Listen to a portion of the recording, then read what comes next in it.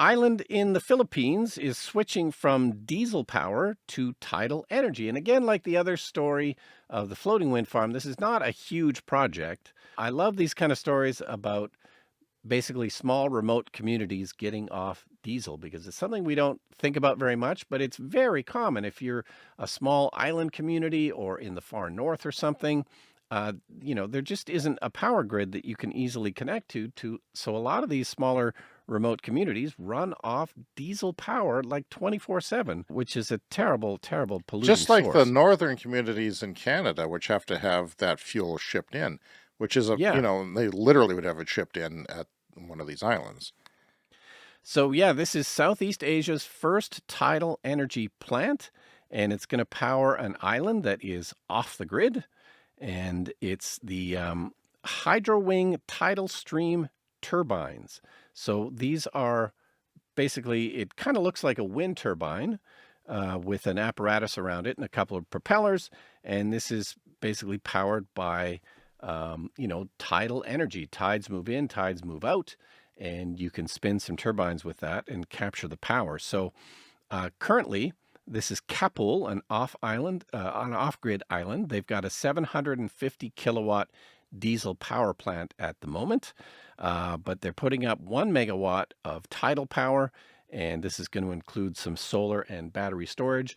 And just like, we were talking about Japan is perfect for floating offshore wind, every place is different, right? And, for whatever reason in this particular place, tidal energy is the way to go. And like a lot of clean energy projects, add some batteries, add some solar. Usually a mixture of these things is, one of the most efficient ways to do it. So it's basically a cage with weights on it that sits at the bottom of the ocean floor and has these propellers, which are turbine blades.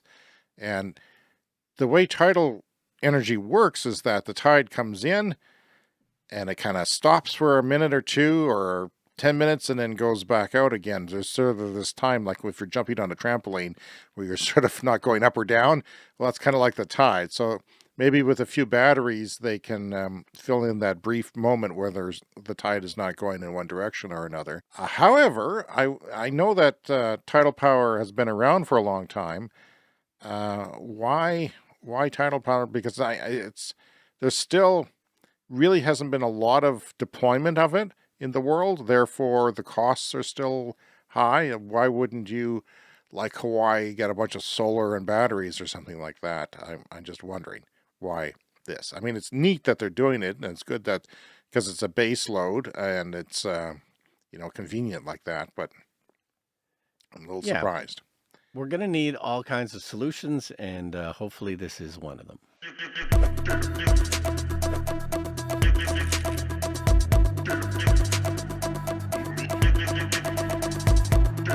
The Clean Energy Show.